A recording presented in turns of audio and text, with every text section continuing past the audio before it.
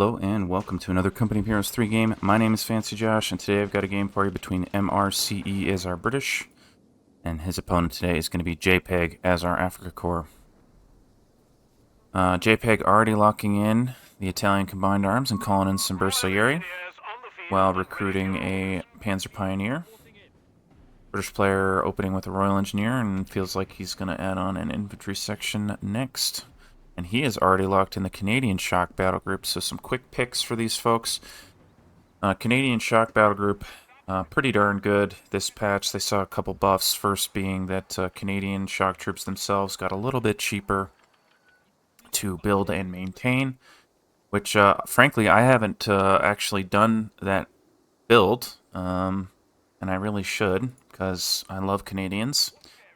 But the other thing they saw was, grenades, right? Grenades are much better this patch, and you add flames to your already really good grenades, and you get a pretty nasty combo. So we'll see if that's what he's planning on this game. Now, bursts are going to be pretty good on this map, right? I mean, bursts are good everywhere, but just this map in particular feels a bit wide to me. Long distances to walk. Defend your critical points, and yeah, that fast march bonus is really, really strong. More bursts incoming, and I suspect we're going to see more infantry sections pretty soon. A little bit of quiet opening here. Players both just taking the territory they feel they're entitled to, with no contest. So I decided that, okay, so I used to cast all my games just off the ladder. I would just go on the ladder. I didn't even know how to sort for games, so I was like literally scrolling through the leaderboards and finding people that were currently online and then spectating their games, which sounds a little insane, and it was, but it's very time consuming, and I ended up casting a lot of games that I couldn't upload. And I've changed my strategy. You know, I look for games that meet a certain set of criteria, and then I just cast them blind, right? Well, I realized that I had not been casting some of the names that I had been casting early on when I first started, mrce being one of them. So I decided that I was going to look for a few specific players' games that I recognize from back in the day but haven't cast in a while, and cast a few of their games in a row. So this is going to be the first one, QOQ. I have a QOQ game that I want to cast next, so I suspect that'll be coming out tomorrow. And, yeah, looking forward to it. Hope you guys enjoy the little difference in players we're going to be seeing. So, fight breaking out. Fights have started breaking out here, but no real territory traded away. These Royal Engineers trying to hold down this field point. I do see... It looks like there's another Bursa squad up there trying to take that cutoff point. And British player desperately wanting to hold on to this fuel. Does have an infantry section going to come in and stop these Bursas from securing. But Royal Engineers were unable to hold the point. Ooh, baiting those Bursas into a mine. Beautifully done. And I have to sneeze here, but it's not coming out. Alright, we made it. Alright, British player has locked in the ammo version. What is that thing called? That is called the... Oh, he got Attacking Spirit. Okay, I take it back. So he's gone for the healing when decapturing points. I've been seeing, ever since they nerfed it a few months ago, it's been really popular to take the free grenades after decapturing, which I also don't know the name of. That's called Offensive Resupply. But this game we're going to see Attacking Spirit. So I'm going to get those heals. Now, with this build, you can often skip the medical station. See if he ends up doing that. Hasn't picked up his free Canadian. They're free, right? Surely. Yeah, they're free. So has access to Canadians, but hasn't picked it up. So very clearly going for quick grenade. I think we're going to see grenades researched in very short order here. Doesn't have it yet, but does have the incendiary munitions, so should see that next. And we'll see what he wants to do after that. I think sky's the limit, right? We could see Humber Armored Car. We could see infantry training. In the unlikely event, we could see Stuarts. German player has picked up the grenade launchers on one of his Panzer Pioneers there. So he's going to be looking to take fights in cover. And it looks like these I keep calling them Royal Engineers. These Panzer Pioneers might be on the same hot group here, so I think we're going to see these two units traveling around the map together most of the game. You see our British player taking away the cutoff point from his opponent on the road up top, so German player's about to lose access to his fuel. Humber armored car on the field, and looks like it's headed this direction to help deal with this concentration of force by our German player. There are some Bersaglieri trying to stop those British forces from taking the cutoff point, but to no avail. And Humber armored car, I think, is a really good choice here because these Bersaglieri don't have anti-tank options of any kind. The only real way he has to deal with these is these grenade launchers.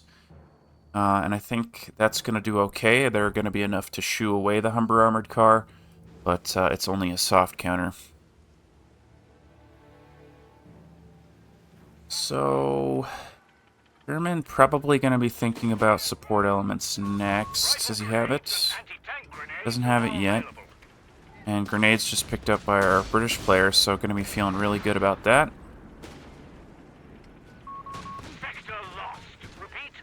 And we are going to see Jaegers called in here. Makes a lot of sense. Going to go hunting for this Humber armored car. Feels like our British player either saw it or heard it in the fog of war there, so going to back off real quickly. I think he probably saw it in the fog of war there. And that's that sixth sense, right? You know that your opponent is going to counter what you're doing, and they have to answer with hard anti-tank. So if you hear a 250 rumbling in the fog of war right after you add a Humber armored car, you can bet that it's going to be Jaegers. Long-range fight going to favor these Bersaglieri, even though they're standing in the open. And with those Panzer Pioneers moving in, it's going to force all these units back. Humber armored car moving up to cover. Panzer Pioneer's going to have to respect it. Jaeger's going to dive here on this Humber armored car. Might eat an AT grenade, potentially. Is going to eat an AT grenade there. Shouldn't go down, but the Humber armored car going to chase here. Might be able to pick it up. Jaeger's going to screen.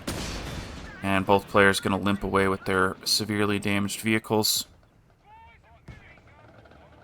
So, oh wow, nicely done here. Royal Engineers snaking away the guaranteed fuel point from his opponent right side of his base, but these Bersaglieri using that quick march to get down there real quick. So that's going to be okay. What the heck did I want to say? Yeah, so JPEG, it's pretty obvious that he needs all his units in an area, right? Some people like to describe 1v1 as whack-a-mole, or like who can babysit their units better. And there's two ways to deal with it. One is to get good, right? You actually do get good at the whack-a-mole. You get good at being at multiple places at the same time.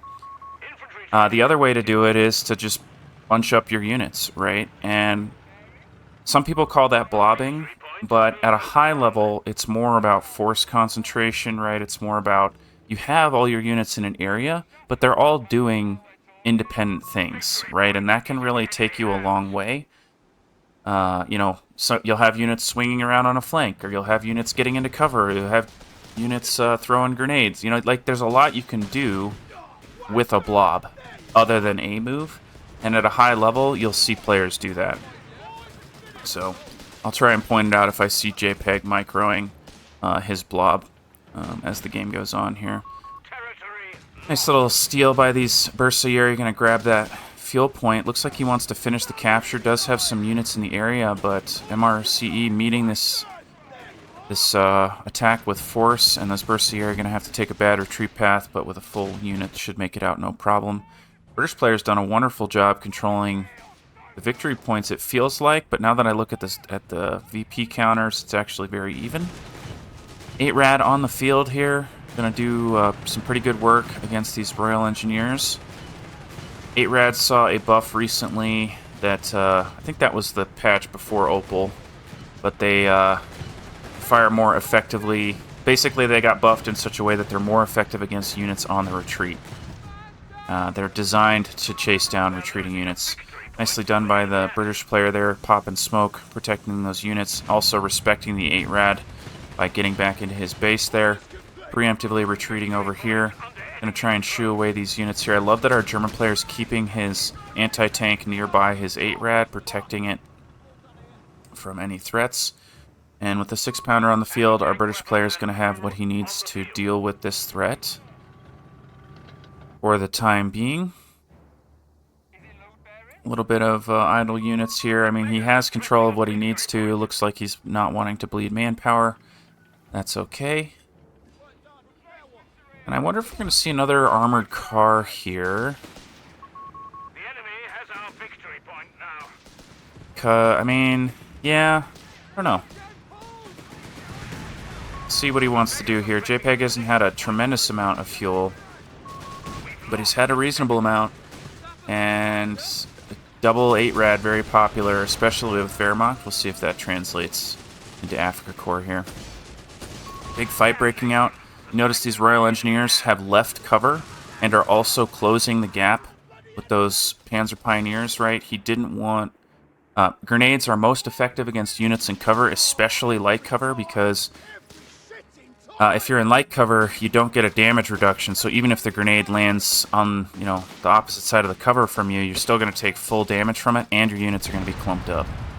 So you don't want to stand in light cover. Heavy cover is a little better, right? Because if the grenade lands on the defensive side of the cover and the cover actually tanks it for you, you do get that 50% damage reduction. But all your units are clumped up, so they all get hit, even if it's 50% reduced. Canadians on the field. Let's go, dude. Sign me up. So, yeah, Canadians saw that slight cost reduction, slight manpower upkeep reduction. Not upkeep, I'm sorry, reinforcement cost. They're cheaper to keep on the battlefield. That's really what I was trying to say. Now, the mortar on these guys also saw a buff. Fires more shots, and there was one other thing it does, and I can't remember what it is. Might have been a munitions decrease. In any case, double 8 rad here to do some serious work. Feels like we're probably not going to see mortars here. I mean, Piat, pretty decent in this situation. That said, I'm partial to the mortar. I think it's a ton of fun here. Humber armored car throwing down a mark ability, making it impossible for units to move into that area without taking a ton of damage. And that even works for the 6-pounder, right? So if those 8 rads drive in there, they're going to have a real bad time. And I'm a little bit surprised that we haven't seen a second AT gun, and as I say that, it's coming out now. I guess he was waiting to see more vehicles before adding it on. Felt like he could get away with just one AT gun, and that makes a ton of sense. JPEG finally picking up support elements here. Kind of feels like he's going to use this to tech up rather than to build anything available to him out of support elements. See if that ends up being the case. But, yeah, feels like a natural transition to start heading for big tanks, but as I say that, he's got doesn't have nearly enough fuel to make that happen. And here comes the blob again from JPEG, and I do say that lovingly because I don't think he's actually blobbing. Force concentrating here. Hopping in that house, screening for his 8 rads. 6-pounders moving in to deal with the 8 rads, though. And they are just trying to sit at maximum range here and blink away. 6-pounder going to set up again, not in range. Panzer Pioneers scuffling with these infantry section, moving out of the way of that deadly, deadly flame grenade. And fuel is going to end up being captured. The infantry sections wanted to try to stop that from happening, but we're unable to succeed there. Is going to finish the capture. I do expect to see our German basically retreat from the area here, but not before getting some great hits with these Panzer Pioneers against those clumped up units in cover. And this Royal Engineer in jeopardy here. Could go down. Oh man, one more shot. Not going to connect. Barely going to live. Now the Panzer Pioneers in danger. Here comes the Jaeger, though, to push away that Humber armored car. And nice little fight by both players, getting the maximum out of their units without losing anything. I wouldn't even call it greedy. I love this mine here from these Royal Engineers. Gonna make it so if those 8 rats decide to dive down that road, they're gonna have a real bad surprise waiting for them there. Company command post on the way here. And still no Panzer Company. Panzer Command. Panzer Company. I don't know why I can't keep it straight. Here comes the 8 rat again, kiting the edge of the map there, staying out of range of those 6-pounders. Gonna absolutely dominate here. That's what three squads of Bersieri is meant to do.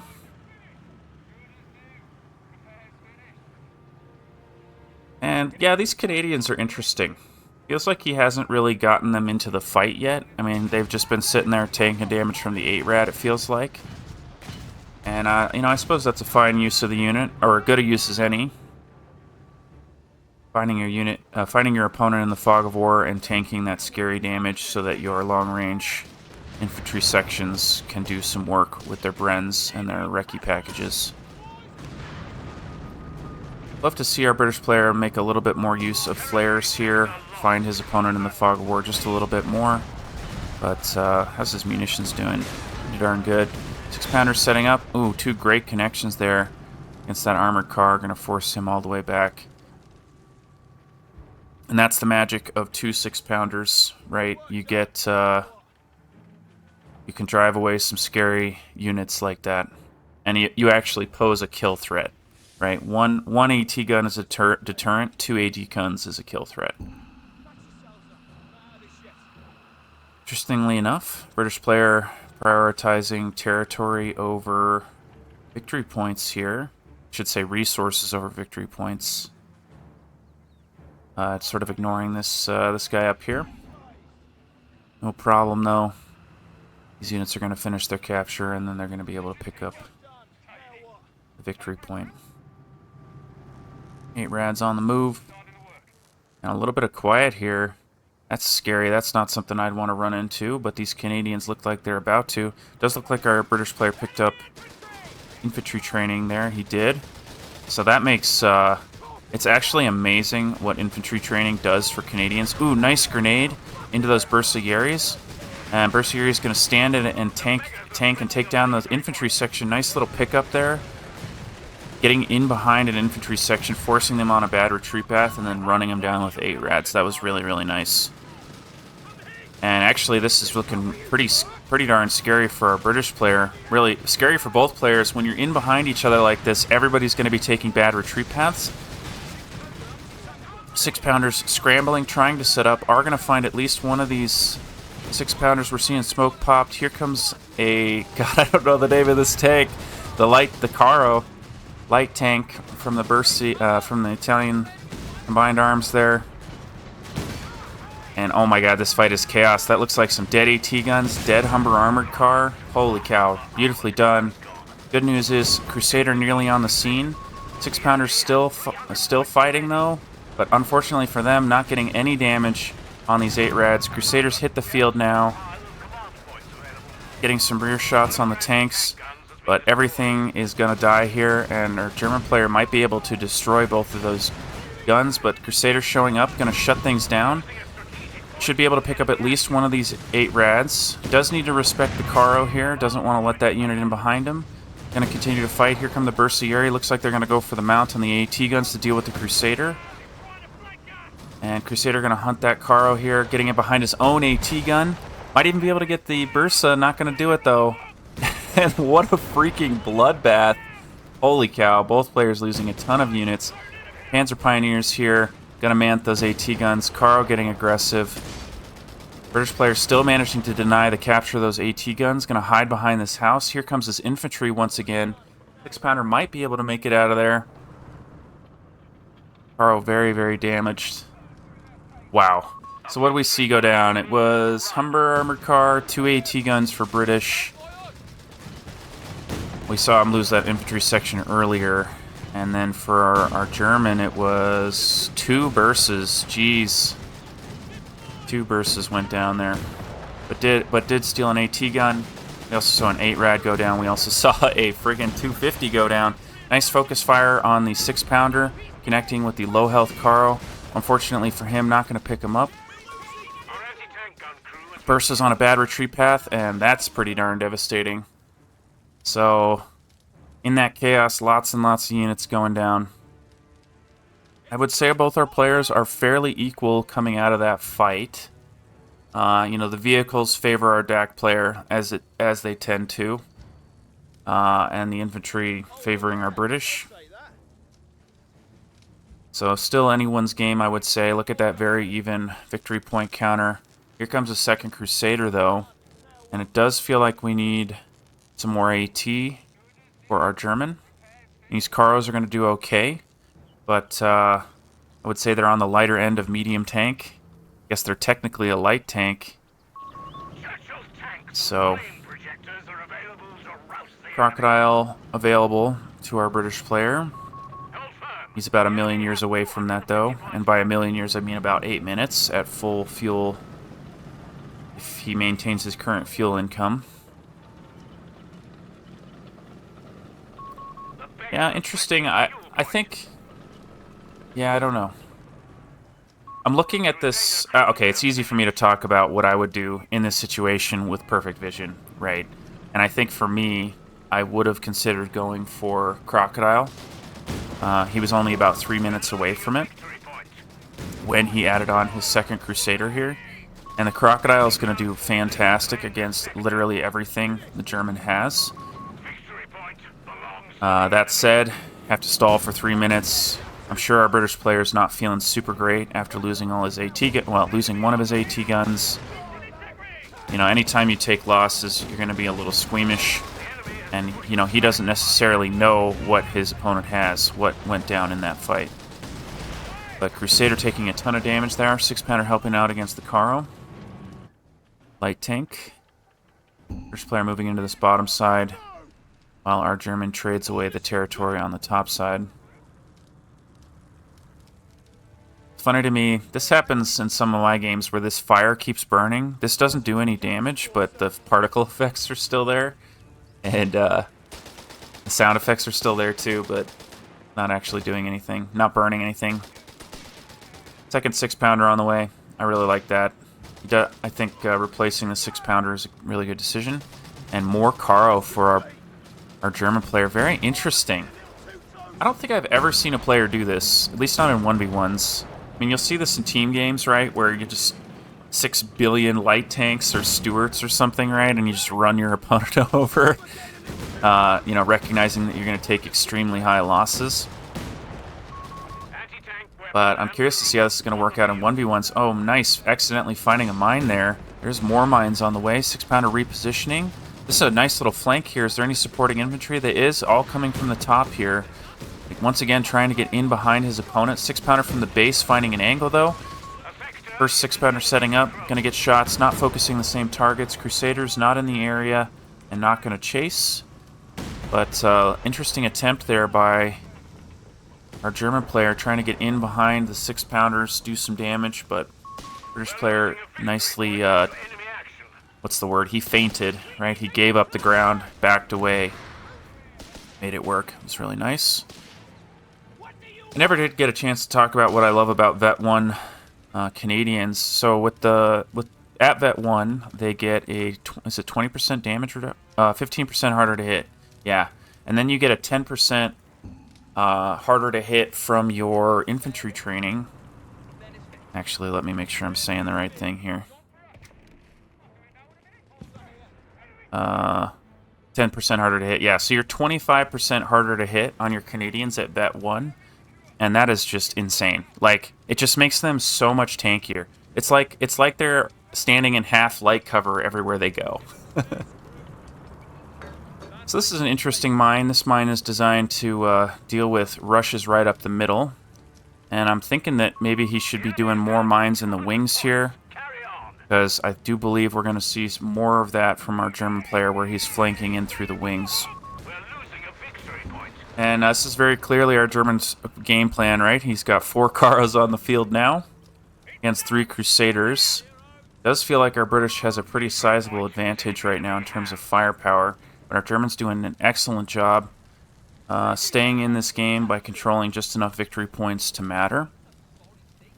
Now, British players built up a bit of a lead here, but nothing too major. And a third AT gun on the way. You know, I think that's a good choice here. Right, he's clearly facing the storm of Karos, and he knows it. And more AT guns, more gooder. I do think maybe considering a Piat here would be interesting. I know folks love to hate on Piats, but your opponent doesn't have any infantry, and one unit not being able to fire against infantry while also being able to deal with whatever the heck this is, I think is pretty good. So, and we're going to see a tank battle here. No real focus. Both players just blasting multiple units there. Infantry section's got to retreat. Definitely don't want to lose that Vet 3 unit at this stage of the game. ET Gun's not interested in moving up, right? He was just okay with... actually, I love this. Keeping all his AT guns spread out. Right, we've seen our German player try to dive on those AT guns multiple times. He specifically burned his opponent with that flank that stole a couple AT guns. So he's wanting to... he's keeping the AT guns far apart. Very clearly learned his lesson here. What are we up to? 5 Karos now. How high can we go? I don't know what their pop space is. I don't know how much pop space they take up. And we're going to see 17 pounders. Interesting. So I don't think that... 17 pounders surely won't one-shot here. That's a dead Canadian. Oh my god. Might be a dead Karo, though. That'd be a great trade here. Oh, man. Still living, though. And actually walking into his own AT gun. Getting a little greedy here, trying to pick something up. Might lose his... Okay, wow. Might lose a Crusader, but not going to happen. Both players getting very aggressive, trying to pick up units from their opponent. And that's the scary thing about this the Karo blob, dude. What a build. What a build. I mean, this is very team game. This is giving me team game vibes.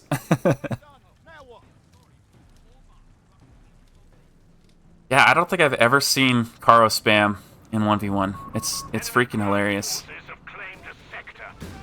And it looks like 17 pounders might be the answer for our British player here. I mean, we did see him teching it. He is going to add on a 17 pounder. Okay. I mean, 17 pound. It's just going to be AT gun spam, right? I think that I'm not sure what I'm trying to articulate. It is hard to have kill threat against this many Karos. You have to focus fire in the heat of the moment while also not losing your units to the insane amount of firepower those Karos can put out. And I think it's very, very tough to deal with. So, like, the 17-pounder has the weakness of not being able to move. It takes longer to reposition, at least in terms of setup and teardown. Can move faster across the map, but hey, nice little pickup there, chasing down those Panzer Pioneers. Infantry section in deep trouble there, gonna get out. Royal Engineers need to leave right this second, but left too late and are gonna go down to the Karo blob. 6 pounders ready. We did see weapon training just get picked up there, I think. Nope, they just happened to level up all at once. Oh man, this truck's gonna go down though. Nice pickup by the 6-pounder Jaeger combo. That's gonna be super annoying. So now our German player knows where the 17-pounder is, and our British player is going to be forced to defend. It does look like he's going to take back his 6-pounder here, but not before tanking some damage. Here comes the Karo blob in now. And 17-pounder not facing the right directions. None of the 6-pounders facing the right directions. Is rather blobbed up here. 17-pounder going to get its first shot. And, oh my god, what are the Karos going down? None of the Crusaders going to go down there. And this is freaking ridiculous. I don't think I've ever seen a game like this in a 1v1. I know I keep saying that, but, like, there are parallels I can draw, but not in this game, dude. Not in this game. I mean, both players hurting for infantry at this point. British player ultimately doing better, but 6 freaking Karos on the field. Does he have any sort of upgrades for these? I mean, I guess I could just... He's got... survival training, he's got repair kits, so they're going to automatically repair. I guess he's got tungsten rounds. Active steel, okay. So... Wow. So the blob continues here. Looks like he's going to try and flank around. Honestly, I think our German player needs indirect fire right now. Like, even one of the Stukas, walking Stukas, could be really darn good here. Carl's using the house for cover. Still going to tank some damage from that 17-pounder. The last infantry unit controlled by our German just went down. So all he has is this massive Carl blob, focusing the 17-pounder a little bit. Is gonna take him down. Infantry sections on the flank. Second 6-pounder going down here. And Carls look like they're gonna run over. Where are the Crusaders? Crusaders back at base, healing up. Carl's gonna focus down the 17-pounder here. Doesn't want his opponent to recrew it. Is gonna get it. Is he gonna lose any of these Carls on the way out? He's gonna lose at least one, maybe two. But they're going to just trade tanks here. Oh my god. Wow. Hey, future Fancy Josh here. mrce, our British player, ended up winning this game. I went in a completely different direction because I did not realize who had actually won the game. Just based on how chaotic there it was at the end, I felt like our German player had a decent exchange of units. But in retrospect, losing about 3 of those Caro, going to be really tough for him to replace, as opposed to only 1 British tank and a 17-pounder going down there. So, well done by mrce. I hope you guys enjoyed this strange little 1v1, and I will see you in the next video.